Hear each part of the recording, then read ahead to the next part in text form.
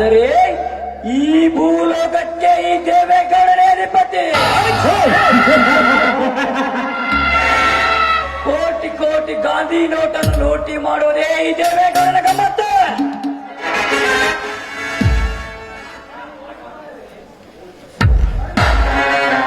ಇಂದು ಬೆಂಗಳೂರಿನಿಂದ ನಮ್ಮ ಬಾಗಲಕೋಟೆ ಜಿಲ್ಲೆ ಸ್ಟೇಟ್ ಬ್ಯಾಂಕ್ಗೆ 50 ಕೋಟಿ ಹಣ ಬರ್ತಾ ಇದೆ. ಆ ಹಣವನ್ನು ಅಗ್ನಿರಾಜನಿಗೆ ತಗೊಂಬ ಅಂತ ಹೇಳ್ತೇನೆ. ಇನ್ನು ಯಾಕೆ ಬಂದಿಲ್ಲ?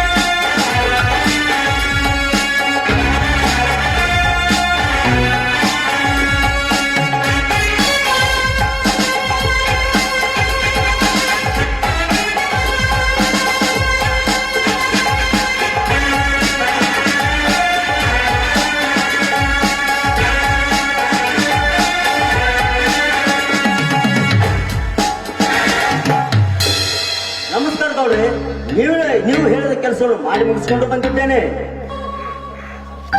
ಸಭಾಷ್ ಅಭಿರಾಜ್ ಸಭಾಷ್. ಪೊಲೀಸರ ಕಣ್ಣು ತಪ್ಪಿಸಿ ನಮ್ಮ ಕೆಲಸ ಮಾಡಿಕೊಂಡು ಬಂದಿ ಅಂದ ಮೇಲೆ ನಿನ್ನ ಧೈರ್ಯಕ್ಕೆ ಮೆಚ್ಚಲೇಬೇಕು. ನನ್ನ ಧೈರ್ಯ ಹೇಳಿ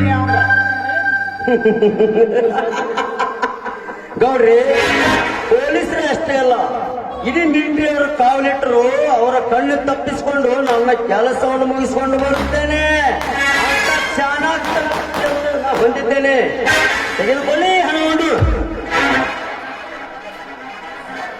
ನನ್ನ ಕೈಯಿಂದ ಕೆಲಸ ಮಾಡೋದಕ್ಕಿಂತ ನಿನ್ನ ಬುದ್ಧಿ ಶಕ್ತಿ ಉಪಯೋಗಿಸಿ ಕೆಲಸ ಮಾಡಿ ಬರೋರಿಗೆ ಚಾಣಕ್ಯ ನೀನು. ಆ ಹೋಗಿ ಈ 1 ಲಕ್ಷ ರೂಪಾಯಿ ತೆಗೆದುಕೊಳ್ಳು, 1 ತಿಂಗಳು ಎಂಜಾಯ್ ಮಾಡು.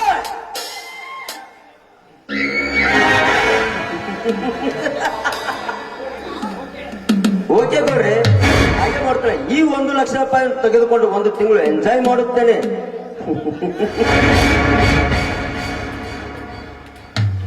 ಲೇ ದೇವೇಗೌಡ, ನಾನು ಕೊಳ್ಳೆ ಹೊಡೆದವನ 50 ಕೋಟಿ, ನೀನು ನನಗೆ ಕೊಡ್ತಾ ಇರೋದು ಕೇವಲ 1 ಲಕ್ಷ ರೂಪಾಯಿ.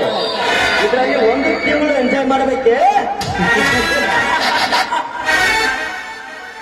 ಲೇ ದೇವೇಗೌಡ, ನಿನ್ನನ್ನು ಮಣ್ಣಿನಲ್ಲಿ ಮುಚ್ಚಿದಾಗಲೇ ನನ್ನ ಮನಸ್ಸಿಗೆ ಶಾಂತಿ.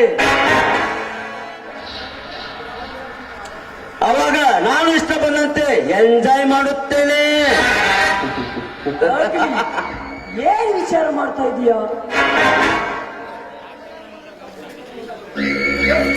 ಹಾ, ಏನಿಲ್ಲ ಗೌಡ್ರಿ, ಮೊನ್ನೆ ತಾನೇ ದುಬೈನಿಂದ ಕಾಲ್ ಮಾಡಿದ್ರು.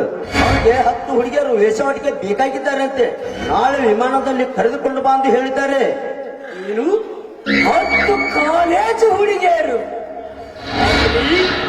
ಇದೇನು ನಮಗೆ ಹೊಸದಲ್ಲ. ಈಗಲೇ ಹೋಗಿ ನಮ್ಮ ಫ್ಯಾಕ್ಟರಿಯಲ್ಲಿ 10 ಜನ ಕಾಲೇಜು ಹುಡುಗರಿಗೆ ಕೆಲಸ ಇದೆ. ತಿಂಗಳಿಗೆ 30,000 ಸಂಬಳ, ವಸತಿ, ಊಟ ಎಲ್ಲ ಇದೆ ಅಂತ ಮಾಡಿ ಬಾ. ಹಾಗೆ ಮಾಡುತ್ತೇನೆ ಗೌಡ್ರಿ. ಅದರಲ್ಲಿ ನನಗೆ ಇಷ್ಟ ಬಂದಂತ ಹೆಣ್ಣುಗಳು ಅನುಭವಿಸಿ ಆ ನಂತರ ಅವರ ಮಸನದ ದಾರಿ ತೋರಿಸುತ್ತೇನೆ. ಗೌಡ್ರಿ, ಹೊರದೇಶದಿಂದ ಒಂದು ವಿಸ್ಕಿ ಬಾಟ್ಲಿಯನ್ನು ತಂದಿದ್ದೇನೆ. ಬನ್ನಿ, ನರ್ತಕಿಯರಲ್ಲಿ ಎಂಜಾಯ್ ಮಾಡೋಣ. ಓಕೆ ಪಟಗಿ. ಗೌಡ್ರ, ಒಳಗಡೆ ಹೋಗಿ ನರ್ತಕಿಯರನ್ನು ಕರೆದುಕೊಂಡು ಬಾ. ಏನ್ ಮಾಡ್ಬೇಡ್ರಿ, ನೀವು ಕೊಡು ಪೇಮೆಂಟ್ ಒಬ್ರು ಅಲ್ಲಕತ್ತಾರ್ರಿ ಗೌಡ್ರ. ಆದ್ರೂ ಕರ್ಕೊಂಡ್ ಬರ್ತೀವಿ. ಏನ್ರಿ, ನಾನೇ ಅಡ್ಜಸ್ಟ್ ಮಾಡಿ ಕರ್ಕೊಂಡ್ ಬರ್ತೀವಿ. ಬಲ್ಲಂಗ ಬಾರ್ಸಾಕತ್ರಿ. ಹೋಗ್ಲಿ ಬಟ್ ದುಡ್ಡಿಗೆ ವಿಚಾರ ಮಾಡಕ್ ಹೋಗ್ಬೇಡ, ಹೋಗ್ ಕರ್ಕೊಂಡ್ ಬಾ.